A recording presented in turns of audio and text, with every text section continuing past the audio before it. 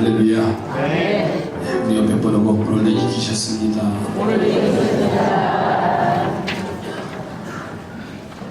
지난 한 주간 떠나오스를 제가 다녀오면서 선교사님이 선교지 방문한 가운데 이런 말을 하더라고요. 사람은 5개의 머리가 있어야 지혜로워진다, 이렇게 표현하더라고요. 그래서 누가 그렇게 지혜로운 삶을 살아갈 수 있을까 하고 귀가 열려지더라고요. 그래서 말해버렸더니 이런 말을 하더라고요.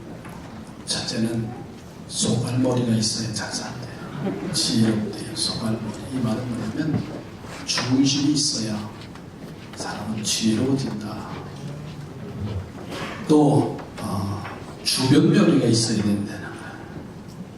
자꾸만 머리 생각하시는데 그 선교사님이 주변머리가 없더라고요.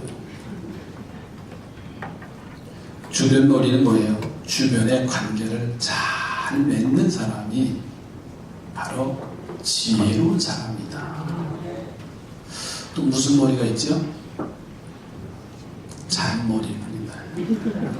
잔머리. 이 말은 뭐냐면 변화에 잘 적응을 해야 지혜로워진다는 거예요. 또 무슨 머리가 생각나시죠? 인정머리예요. 인정머리. 참 저 사람이 인정머리가 없다 그랬잖아요. 그 말이 뭐냐면 베풀 줄 아는 사람. 그게 지혜로워진다는 거예요.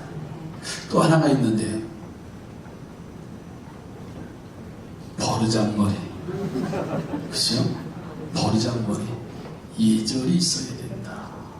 그게 지혜로움을 가질 수 있는 길이라서.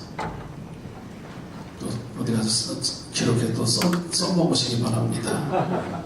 첫 번째, 소갈머리, 주변머리, 잔머리. 네, 성경은 다 잊어먹어도 이거 기록하고 있다는 사실. 네. 참 누가 그렇게 말을 지었는지 참 지혜로움이 뭔가를 저는 이번 선교여행 가면서 제가 적어가지고 왔어요. 참 우리가 인생관계 속에서 어떻게 지혜롭게 살아갈 수 있을까? 오늘 본문 속에서 가서 보면요, 예수님께서 불의한 청지기에 대한 비유를 이야기하시는 거예요. 불의한 청지기. 이 한 청지기가 있었는데 주인의 재산을 마구 허비한다고 하는 소문이 들려지니까 주인이 어느 날 그를 부릅니다. 그리고서는 너에 대해서 나쁜 소문이 들리는데 어찌된 일이냐 묻고는 다음날 감사를 하겠으니 너 장부를 다 가지고 오라는 얘기예요. 그동안 마구 주인의 재산을 막 썼으니 쫓겨날 일은 당연하게 된 거지요. 그래서 이 청지기가 자신의 미래를 생각해 보니까는 너무나 난감한 거예요. 그래서 오늘 본문 속에 이 청지기에 대한 이렇게 말합니다. 농사를 짓자니 힘이 없고 빌어먹자니 부끄럽구나, 이렇게 표현을 해요. 그래서 쫓겨날 날을 대비해서 그 주인에게 빚을 진 사람들을 불러서 그리고 자기 마음대로 빚을 막 탕감해 주는 거예요. 누구 것을? 주인의 것을. 빚진 사람을 부르더니 얼마를 빚을 졌다, 뭘 지었냐 했더니 기름 100마를 빚진 사람이라고. 그랬더니 이 청지기가 빨리 고쳐 쓰라고 기름 50말로 쓰라 하고 감을 해주는 거예요. 50%를 감해줘요. 또 그 다음 사람이 밀 100석을 빚진 자에게 800석으로 탕감을 해주는 거예요. 자, 이것은 자신이 쫓겨난 이후에 이들에게 도움을 얻기 위한 이제 작전을 쳐요. 자, 그런데 나중에 주인이 이것을 알고는 일을 지혜롭게 처리했다고 칭찬을 했다는 것이 오늘 비유의 말씀이에요. 여러분, 이 말은요, 이야기는 성경에서 가장 어려운 난해한 일이에요. 어떻게 성경에서 진실을 말하고 그리고 빛의 삶을 살라고 그렇게 말하면서 어떻게 주인의 것을 함부로 탕감을 해주고 자기 마음대로 쓴 사람에게 칭찬을 해줬을까? 세상적인 생각으로는 도저히 이해할 수 없는 장면이 오늘 본문의 내용입니다. 그러나 이 말씀 속에서는 천국의 비밀에 대한 심오한 진리가 담겨져 있습니다. 이 청지기는 주인의 재산을 마구 허비했다고 했습니다. 그리고 쫓겨날 때를 대비해서 주인에게 빚진 자들에게 자기 마음대로 주인의 재산을 탕감해 줬습니다. 그래서 예수님은 분명히 그를 옳지 아니한 청지기다, 다시 말해서 불의한 청지기다. 자, 그런데도 칭찬하신 것을 보니까 그가 지혜롭게 행동을 했다는 거예요. 여러분, 우리 삶 속에 지혜로움이 더하기를 바랍니다. 지식을 가지고 세상을 사는 게 아니라 위로 주시는 하나님이 주시는 지혜를 가지고서는 우리가 이 땅에서 행복하게 살아갈 수 있다는 사실. 옆에 분하고 지혜로운 사람이 되시길 바랍니다. 정말 예전에 우리 부모님들은 배우지 못했어도 왜 그렇게 지혜롭게 사셨는지, 그렇잖아요. 학교 문통도 갖지 못했던 어른들이요, 자기 글을 쓰지도 못하는데도요 삶의 모습에서 자녀를 키우고 그리고 다 학교를 보내고 그리고 시집 장가를 보내면서 그렇게 지혜롭게 사신 분들이 어르신들이잖아요. 그 지혜가 지식에서 나온 게 아니에요. 세상은 지식을 말하지만 신앙은 지혜를 말하는 겁니다. 저는 그래서 오늘 말씀의 제목을 지혜로운 성도의 행동이 뭔가, 이 말씀을 증거할 때 은혜 되시기 바랍니다. 지혜로운 성도의 행동은 첫째로 미래를 대비하는 지혜가 있어야 됩니다. 내일을 준비하는 성도가 있기를 바랍니다. 주님의 통보를 받은 본문의 청지기 보세요. 자기 미래가 밝지 못하다는 걸 깨달았어요. 그래서 장래 내일을 걱정하는 겁니다. 자, 본문 3절 4절 말씀해 보세요. 이 불의한 청지기가 뭐라고 말하냐면, 청지기가 속으로 이르되 주인이 내 직분을 빼앗았으니 내가 무엇을 할까? 땅을 파자니 쉼이 없고 피로 먹자니 부끄럽구나. 내가 할 일을 알았도다. 이렇게 하면 직분을 빼앗긴 후에 사람들이 나를 자기 집으로 영접하리라. 자, 이 모습을 우리 예수님께서 보시고 참 지혜로운 사람이다, 이렇게 표현하셨어요. 예수님이 이 비유를 말씀하시는 가장 중요한 포인트는 뭐냐면, 주인의 재산을 허비하는 못된 청지기도 자신의 미래를 걱정하고 준비하는데 영원한 천국을 소유한 하나님의 자녀가 오늘 삶을 걱정하면서 무엇을 입을까, 무엇을 먹을까, 무엇을 마실까 걱정하며 오늘을 살아가는 우리들에게 질문하시는 거예요. 내일을 준비할 수 있느냐고 하는 거예요.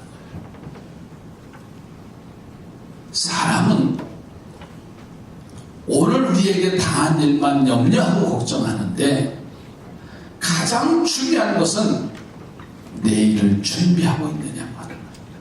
이 땅의 삶만이 다 아니라는 사실이에요. 오늘 정재희 성도님, 고성도님 가정에 가족들이 오셨는데 그는 이미 알았어. 아멘. 이 땅의 삶의 모습은 한정되어 있어. 그러나 그 세계가 있기에 내일을 준비하신 분이라는 거예요. 내일을 준비할 사람은 하나님이 지혜로운 사람이라고 주님이 칭찬을 하시잖아요. 옆에 보고 내일을 준비하십시다. 내일을 준비하십시다. 새로운 땅에 왔습니다. 그곳은 전에 살던 요단 땅과 비교하면 너무나 척박한 땅이에요. 그래서 아브람은 마음이 상하고 낙심한 거예요. 그런데 그런 아브람에게 하나님이 찾아오시는 거예요. 그리고 눈을 들어서 아브람에게 동서남북을 바라보라고 명령을 하셔요. 그냥 아브람아 동서남북을 바라보라고 하는 것이 아니라 너희의 눈을 들어서 동서남북을 바라보라는 거예요. 눈을 든다라는 뜻이 무엇입니까? 눈을 든다라고 하는 것은 미래를 바라본다는 말이에요. 할렐루야. 오늘 우리의 삶에 먹고 마시는 것이 중요한 것이 아니라 내일을 바라볼 수 있는 영적인 사람이 지혜로운 사람이라는 거예요. 지금 보면 형편없는 것 같지만 하나님이 앞으로 놀랍게 축복해 주신다는 메시지가 담겨 있습니다. 그래서 아브람은 눈을 들어 바라봤어요. 그리고 그 땅을 종과 행위를 행하면서 캄캄 밟으면서 이 땅은 복된 땅이 될 줄로 믿습니다 하면서 내일을 바라보면서 척박한 땅이라도 그렇게 삶을 포기하지 않고 그 땅이 축복의 땅이 되어졌습니다. 여러분, 미래의 소망이 있는 자가 되시기 바랍니다. 그리고 미래를 위해서 하나님 앞에 기도하시기 바랍니다. 오늘 고3짜리 1부예배 때 학생 때 너 10년 후에 몇 살이냐? 그랬더니 29이래요. 아우 징그러. 그때 1부예배 때 양자량 목사님이 오셔서 양 목사님 10년 후에도 계시죠? 그랬더니 아멘! 그러시더라고요. 와, 왜? 젊은이들의 시간이 많이 남아있는 것으로 착각하고 살아요. 근데 나이 드신 어르신들은 내 삶의 시간이 뭐예요? 한정돼 정해져 있잖아요. 영원한 것이 아니라 정해져 있기 때문에 이렇게 대답하시 나 10년 후에도 있습니다. 당당하게 계시는 거예요. 그래, 미래를 볼 수 있는 사람은 당당하게 말할 수 있어요. 아브라함이 그 땅을 밟아가면서 하나님이 주신 축복의 땅이 될 줄이다. 소망이 있기에 그가 믿음의 조상이 되어졌습니다. 여러분, 내일을 바라볼 수 있는 지혜로움이 있어지시기 바랍니다. 두 번째로는 나 자신을 바로 깨닫는 지혜가 있어야 됩니다. 자신을 바로 깨닫는 지혜. 이 청지기 보세요. 주인의 통보를 받습니다. 앞일이 걱정돼서. 그런데 두 가지의 사실을 깨달아요. 불의한 청지기가 깨닫는 게 뭐냐면, 첫째는 자신에게 주인이 있다는 사실을 깨달았어요. 지금까지는요, 그는 청지기의 삶을 살지만 주인을 잊어버리고 살았어요. 마치 자기가 주인인 양 착각하면서 살았잖아요. 그래서 주인의 재산을 자신의 것인 양 알고 마음대로 허비합니다. 그런데 문득 자신에게 주인이 계시다는 사실을 깨닫는 거예요. 왜냐하면 그 주인에게 자신의 잘못된 삶이 책망받게 될 것이기 때문에 그래요. 자, 주인을 인식함으로 자신이 책망받을 만한 것들을 깨달은 것이 주님이 중요하게 여기시고 칭찬하시는 거예요. 내게 주인이 있다. 내게 주인이 있고 없음의 차이는 어마어마하게 달라집니다. 제가 일부 때도 그랬어요. 제가 라오스 갔다 오면서 한국인들의 모두의 추태를 공항에서 봤습니다. 참 선진국가라고 하면서 비행기를 타려고 하는데 출국 관리사 거기서 줄을 서 있는데 먼저 짐을 붙이려고 하는데 어른들이 술이 취해가지고 안 간다는 거예요. 거기가 한국 땅인 줄 착각하고 살아요. 자, 기가 막힌 꼴을 봤어요. 이렇게 여행을 해야 되는가? 한 300여 명이 한국 사람. 그 공항 그 시간에는 늦은 시간, 우리나라 새벽 2시에 출발했는데 우리나라 사람 몇 개 없어요. 한국에 오는 비행기 몇 개 없으니까. 전국 심사를 받으려고 대기하고 있는데 얼마나 길이 많은 사람 많은지 몰라. 제 뒤에 대학생들이 서 있어요. 줄을 서서 기다리는데 30분을 기다려서 시간을 재봤어.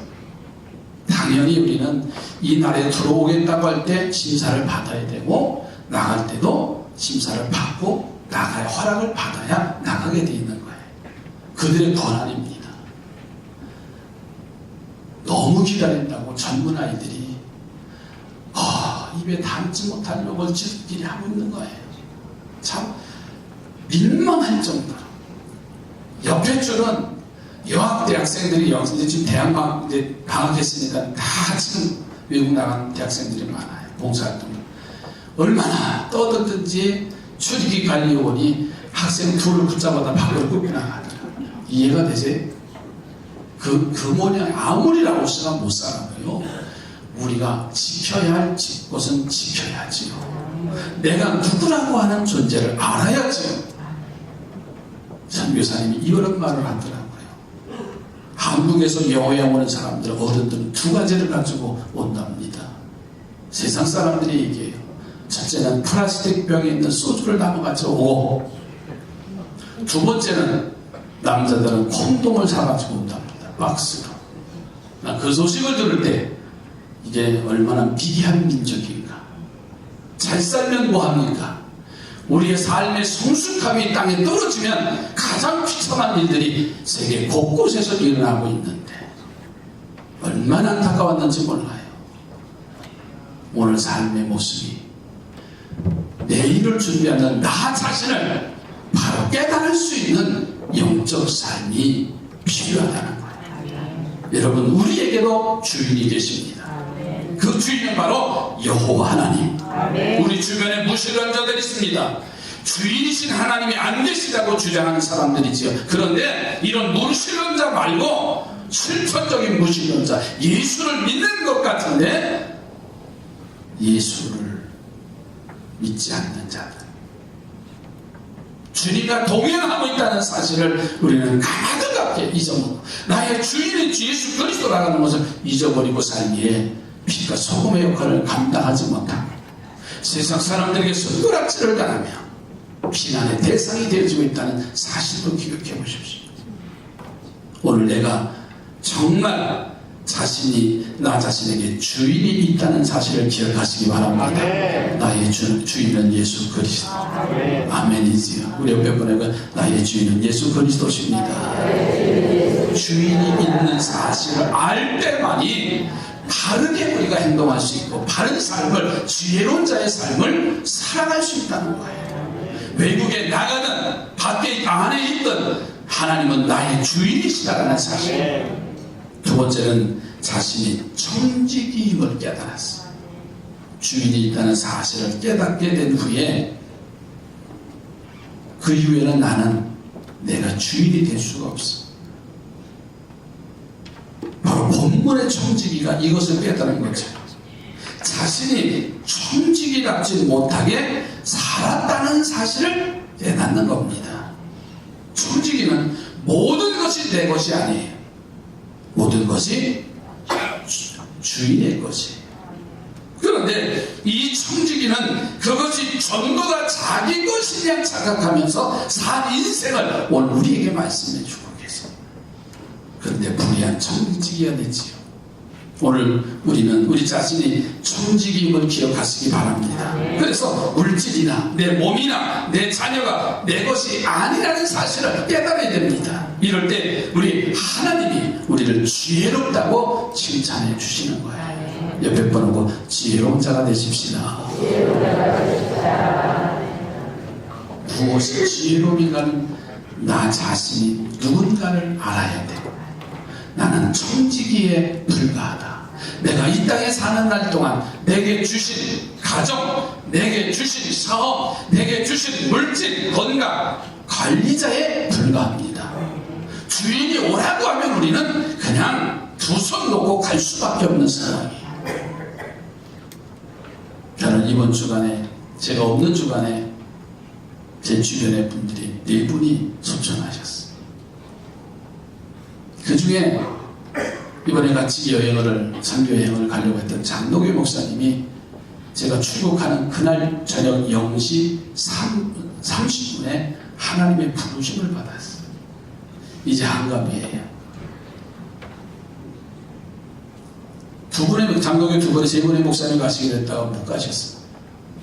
공항에 오는데 병원에서 사모님한테 전화가 왔다는 거예요. 오늘 밤 넘기기 어렵습니다.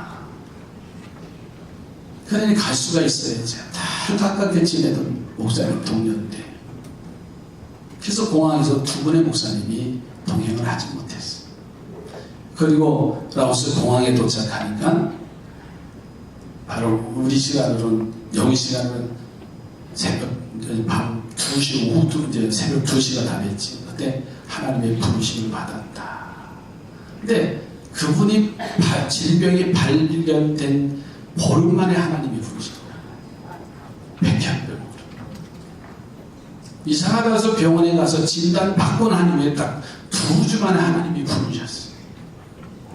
참 안타깝지요. 얼마나 아쉬운지 몰라요. 그러나 저는 이렇게 말했습니다. 하나님 앞에 먼저 간 자가 복이다. 그는 부끄러움 당하지 않고 믿음을 지키셨어. 그의 사역을 다 했어. 그러기에 하나님이 그를 부르셨다고 저는 확신하고 위로를 받았어. 여러분, 주신 사명을 감당하는 지혜로움이 더하기를 주의 이름으로 축복합니다. 세 번째로는 남에게 선을 베풀 때에 그 지혜를 칭찬받게 되어 있습니다. 자, 오늘 본문의 정직이 보세요. 처음에는 자기 자신을 위해서 주인의 재산을 막 허비해서 썼잖아요. 그런데 주인이 알아서 감사한다는 통보를 받고서는 자신의 미래를 위해서 주인에게 빚진 사람들의 그 빚을 탕감해주는 일을 했습니다. 아마 이것도 역시 자기의 안위를 위해서 하는 일입니다. 자, 그러면 왜 빚을 자기 마음대로 탕감해 준 일을 예수님께서 지혜롭다고 말씀하셨습니까? 아니, 주인의 재산 가지고 탕감해주고 함부로 한 일을 왜 지혜롭다고 칭찬을 하셨을까? 일반적으로 생각하면 이해가 안 되는 말씀이잖아요. 이 말은요, 하나님이 주신 것으로 나를 위해서 살지 말고 남을 위해서 살면 하나님이 기뻐하신다. 할렐루야. 이 말씀이에요. 나를 위해서 사는 거는요, 하나님이 기뻐하시는 게 아니에요. 남을 위해서, 상대를 위해서 살 때 거기에 지혜로움이, 거기에 행복이 있다는 사실. 처음에 청지기 보세요. 주인의 것을 제 욕심을 위해서 썼잖아요. 그러나 모든 이제 자신만 덕을 받지 남에게는 아무런 유익을 주지 못했어요. 그래서 책망을 받은 거예요. 그러나 두 번째도 똑같은 잘못을 했지만 이번에는 주인의 물질로 빚지고 고통받는 이웃을 위해서 지금 이 불의한 청지기가 사용한 걸 볼 수가 있어요. 그래서 예수님은 이 청지기를 향해서 지혜롭다 이렇게 말씀하셔요. 그렇습니다. 우리도 내가 아닌 하나님, 우리의 이웃인 성도와 형제를 위해서 하나님의 것을 쓰면 하나님은 우리를 향해서 너는 지혜롭다, 지혜로운 자다라고 칭찬하신다는 거예요. 옆에 분하고 칭찬받기를 바랍니다. 나만을 위해서 사는 것은요, 거짓말이 되지 않아요. 많고 조금이 아니라 저는 목회를 하면서 느껴진 게 남을 위해서 내 주머니에 있는 것이 나갈 때 그 사람이 부자예요. 그런데 내 주머니에 내 입에 들어가려고 하는 것만은 다 거짓입니다. 집이 있든 없든 좋은 차를 가지고 살든 안 살든 자신만을 위해서 사는 거는요, 옆에 분은 거지 같아요. 참 여러분, 줄 수 있을 때 내 주머니에 단돈 10원 있어도 정말 형제를, 이웃을, 가족을 위해서 쓰여질 때 거룩하게 쓰여지는 거예요. 근데 자기만 위해서 먹는 거는 정말 바보예요. 어리석음의 극치입니다. 그래서 예수님께서는 이 비유 속에서 아주 특별한 말씀으로 우리에게 주시는 말씀이에요. 자, 9절 말씀을 한번 보세요.